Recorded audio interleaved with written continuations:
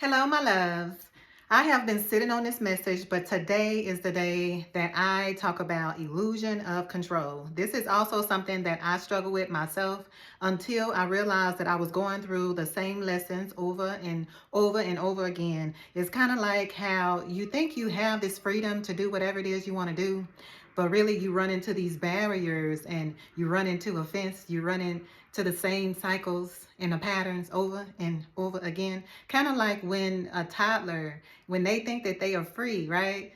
They want to be free. They want to run around the house. They want to do whatever they want to do. But then the parents, they know that they can't go this way because they may fall and trip and hurt themselves, or they may fall down the stairs. So maybe I need to create a way to where they think they have freedom, but I can have this children's gate around them so they won't hurt themselves. So that's like where you are with God.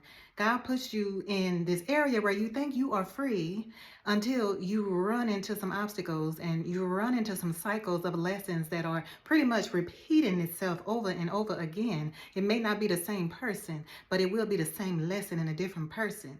So that illusion of control, it keeps you trapped in this cycle in the playpen, and God is watching you. And if He's watching you, how is He going to be building and creating something for you if He's watching you in the playpen and He has you protected and He's making sure that you're not making any mistakes, that you are not hurting yourself? But He makes sure that whatever mistakes that you make within that playpen, that you are able to learn from it, and He use it for your good, and He helps you to transmute it into power, into purpose. But how long you stay stuck, how long you keep repeating those cycles is dependent on how long you are going to stay in that playpen.